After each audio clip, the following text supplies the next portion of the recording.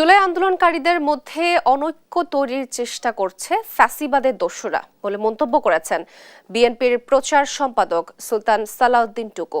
অন্তর্বর্তী সরকারের অনেকের কথা ফ্যাসিবাদের মতো হয়ে যাচ্ছে বলে অভিযোগ করেন তিনি।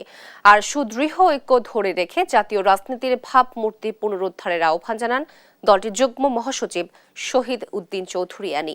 দুপুরে ঢাকা বিশ্ববিদ্যালয় টিএসসিতে ছাত্র দলের হিফজুল কোরআন ও কোরআন প্রতিযোগিতার আয়োজনে এসব কথা বলেন তারা।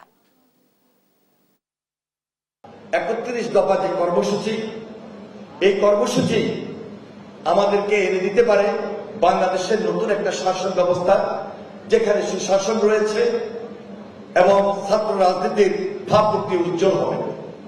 সেজন্য এই দেশে একটা জনগণের সরকার খুব বেশি প্রয়োজন।